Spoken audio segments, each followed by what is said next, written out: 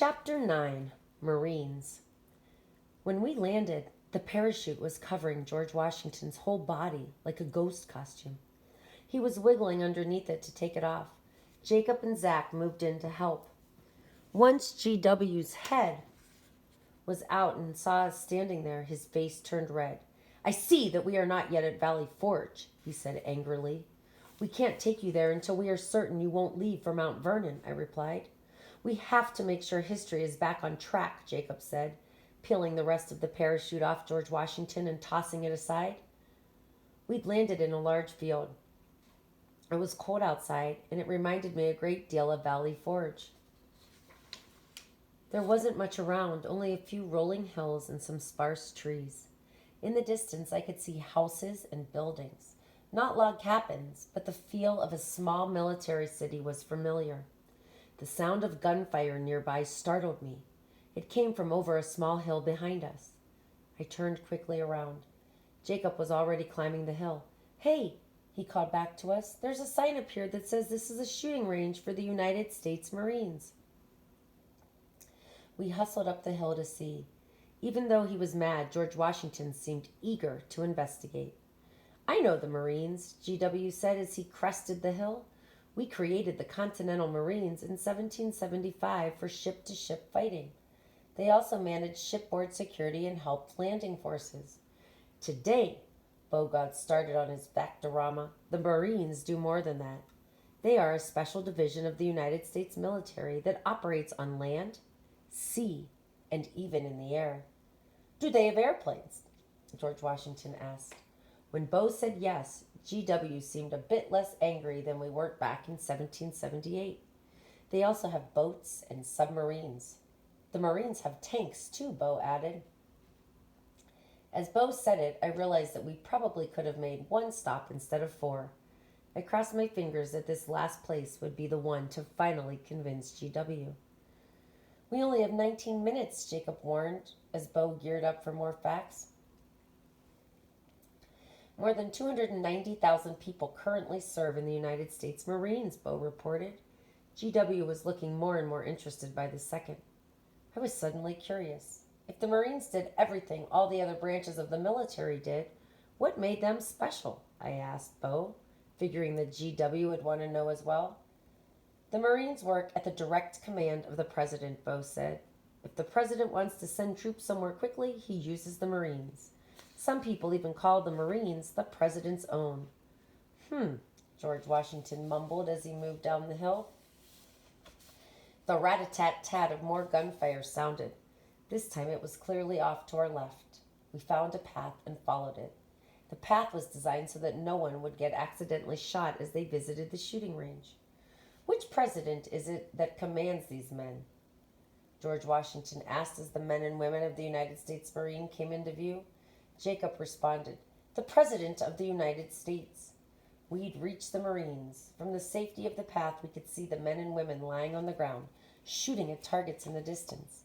They shuffled forward on their bellies, aimed with a rifle, and shot at a bullseye in the middle of a round wooden disc. An officer was commanding them when to scooch forward and when to shoot. It was very exciting to watch. I could have stayed there all day. These troops were training for battle. Where the battle was, or where it might be in the future, I had no idea. But these men and women were going out into the world to protect the freedoms we'd been talking about with GW all day. That reminded me. I couldn't stand here watching our military train all day. We had to convince GW to go back to 1778. He had to unpack his crates. "You will be the first president," I told George Washington proudly. "I will not," he replied. He was awed by the way these troops trained. By the way his eyes were squinted and his jaw clenched, I could tell he was studying their movements as a general. "Even if the Continental Army won the Revolutionary War, there are no plans for a president. People are talking about an American king." Though he was standing, George Washington was moving his shoulders back and forth, similar to the way the Marines were doing it on the ground. "When you are elected in 1789, Bo put in, no one will agree to having a king. You will be called the President of the United States." The Marines were no longer crawling and shooting. They had changed to a different drill in which they ran, stopped, dropped to the ground, aimed, and shot their weapon. It was another way they could protect America and Americans. George Washington was interested in these new moves too. I will never be president. At most, I will remain commander in chief of the armies of the United States. Zach immediately turned to me. Did he say he will remain commander in chief? Zach looked so excited. We nearly had him. I was sure of it. I gave Bo a pat on the back and said, "Bring it home, baby. He's yours now." It was a lot of pressure for a shy guy, but Bo had been doing so great all day. I was sure he could wrap things up. "Make it quick," Jacob said with a supportive grin. "We've got 12 minutes and the clock is ticking." We've never gone over our time before. We were sure something horrible would happen if we did, and we didn't want to know what that was, ever. Bo took a deep breath and quickly said, "After drafting the United States Constitution in 1787, the Commander-in-Chief and the President of the United States will become one and the same. You'll be the only president voted to office unanimously by the entire Electoral College." I knew something to add. I was thrilled to be able to contribute. "And," I said, "you'll give a really short inaugural address." I smiled, "but your second one will be even shorter." All that anger I'd seen in GW's face was gone. He looked at us asking, "And by becoming president of the United States, I'll command all the different military branches we have seen today? The Army, Navy, Air Force, and Marines?" He took another look at the soldiers. Not one man or woman had missed a target the entire time we'd been watching. These troops were hot. "Not the Air Force," Zach reminded him. "Oh, yes," GW responded. "I nearly forgot airplanes were not invented in 1778. Perhaps I should explore the idea of creating an airplane in my time. It would certainly be helpful." "Please don't ruin history for the Wright brothers," I said. "They deserve their place, too." "It seems we all have a place in history," GW told us. "I understand why I should go back to 1778, send the letter to my friend, procure supplies, and train my troops." He paused. "My troops must win the Revolutionary War. I see now that freedom is important for all generations. If I don't fight for it in mine, there will be no one to fight for it in yours." It was a great speech. Short, too. George Washington really knew how to pack a punch with very few words. "If you're ready, then let's go," Jacob said, and was about to put the cartridge into the back of the computer when GW interrupted. "Wait!" GW commanded. As he said it, my heart started to race. I didn't want him to have changed his mind about staying again. We didn't have time for that. "War is serious business," George Washington told us, "and although I am a serious man, I have come to enjoy the merriment, jokes, and mirth of your time." I thought this was strange, since GW hadn't cracked a smile all day. Maybe he'd been smiling on the inside. "I will make you a deal," GW said. "If you give me one moment of laughter, I will again once bow my head to the strains of Valley Forge." He crossed his arms over his chest and waited. Zach went first. He quickly repeated all the jokes he'd been annoying us with. GW stared at him. No laughs, not even a mini giggle. There was no sign that he was smiling inside either. "I can't think of any new ones," Zach admitted at last. "I'm all out." "Thank goodness," Jacob said with a sigh of relief. Jacob knew a bunch of jokes about computers, but decided not to tell them. Explaining what computers are would just take away too much time. Bo simply shrugged. He worked hard today. He was pooped out and back to being super shy. It was up to me. One good joke and we'd be head back to Valley Forge. I needed that one General George Washington would understand. A funny one. One that would prove a point. I got it. "What kind of tea did the American colonists thirst for?" I asked the father of our country. "I do not know," George Washington replied. "Liberty!" I smiled at George Washington, knowing, like the Marines, I'd given it my best shot. And then it happened. GW began to smile. It started slow at first, just a chuckle, a little shake in his chest. Then finally, with only 8 minutes left on the computer's clock, GW laughed. Jacob didn't waste even a second more. At the sound of GW's first snicker, he slipped the cartridge into the back of the computer and opened the green hole. GW ruffled my hair and smiled. Well done, my children, he said, and all on his own he jumped through time. Bo, Jacob, Zach, and I held hands. On the count of 3, we jumped, and on 4, we landed because time travel is really fast. Chapter 10, February 16th, 1778. We landed outside the front door of George Washington's headquarters at Valley Forge. "Oh, there you are," Martha Washington said as she stuck her head out from behind the horse-drawn carriage. "Everything is prepared to go, just as you desired." The wagon was hooked to the horses. I walked around to the back of the wagon, and sure enough, the wooden crates we'd seen in GW's bedroom were neatly stacked inside. They were totally packed up for their departure back to Mount Vernon. "Very good," GW told his wife, looking distracted. "Good? It was good that she was ready to go?" What did he mean? I hoped GW hadn't changed his mind again about going back to Virginia. He turned to Jacob, asking, "I have come to understand that you do not have very much time left on your fancy time-traveling machine. You have been announcing the minutes regularly." He nodded toward the computer in Jacob's hand. "How much time do you have remaining?" 6 minutes, Jacob reported after a quick check. "Can you linger for 5?" GW asked us. "We could stay for 5 minutes, 59 seconds if we need to," Jacob reported. "No, we can't," Zach groaned. "We don't know what happens if we run out of time. We could be stuck here. We might be trapped in 1778. We might never get home." I began to laugh. "You really did run out of jokes," I cheered. Jacob put an arm around his brother, saying, "It's nice to hear you worry." Bo simply smiled. It seemed that Zach wasn't the only one who'd gone back to normal. Bo had worn himself out talking so much. He spent all his courage for one day. I watched him swish his foot back and forth in the snow, acting shy, just like normal. "Please stay for a brief part of your precious time." George Washington began to take long strides toward the front door of the house. "There is something I need to do." "We'll be here," Jacob said, carefully keeping one eye on the computer clock. "Would you like a fire cake while you wait?" Martha Washington took out a wrapped package from the wagon. "What's a fire cake?" I was curious. It sounded like a weapon.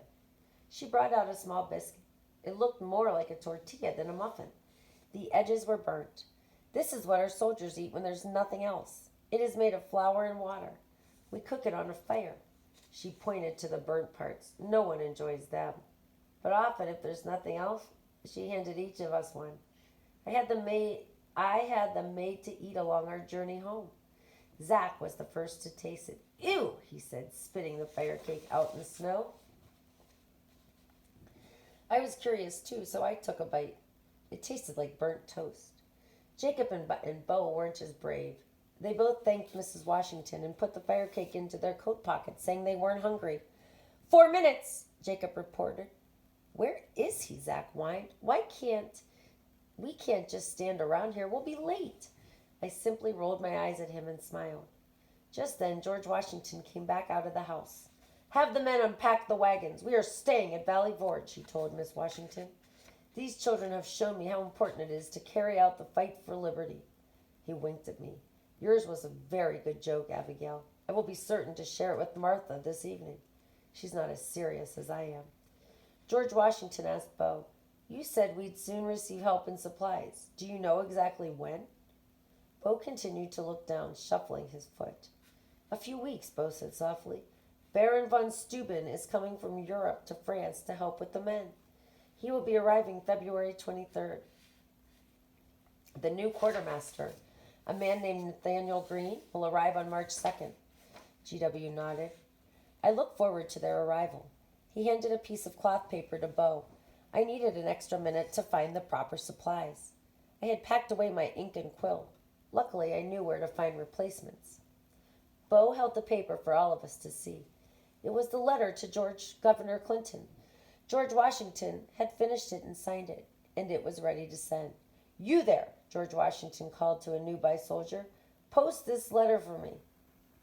After the soldier took the letter and walked away, George Washington said, "History is the way it should be. Thank you for showing me my role in the future of America." He smiled broadly and shook our hands one at a time. Just as we were about to leave, the man we had seen talking with Babs McGee showed up.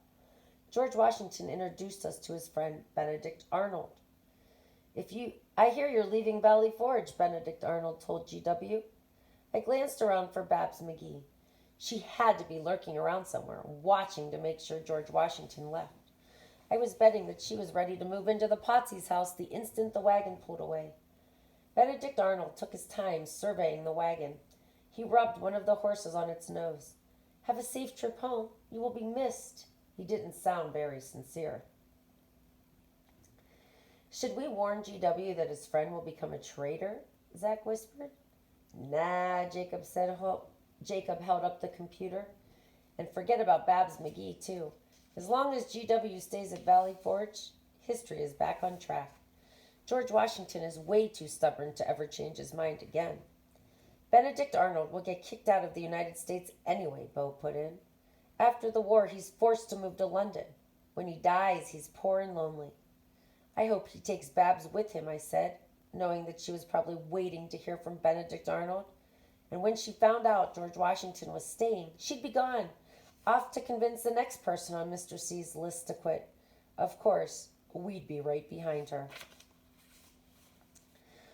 We said goodbye to George and Martha Washington and moved to a private place.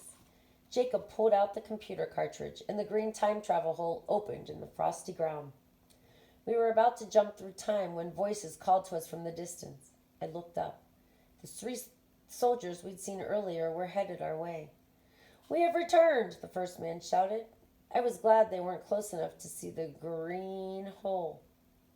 There were lots of trees between us and them. We've decided to continue to fight for America's independence, the second man cried to us. We hear George Washington is staying at Valley Forge. There was excitement in the third man's voice. We waved at them, happy to see they weren't deserting after all. Our work here is done, I said, a huge smile on my face. I was proud that American history was once again more on track. We'd done it with 6 seconds to spare. The boys and I held hands, forming a small, tight circle. And finally, we jumped home. A letter to our readers. Let's see if it... Washington's War is a mixture of fact and fiction. The fiction parts are the things we made up, like the 4 time-traveling kids. Jacob, Zach, and Beau, and Abigail might remind you of kids you know, but they really exist only on the pages of other books. However, there are many true facts about George in this book. During the Revolutionary War, George Washington really did march his troops through the bitter cold snow to spend the winter at Valley Forge, Pennsylvania. His soldiers didn't have warm clothes to wear or enough food to eat.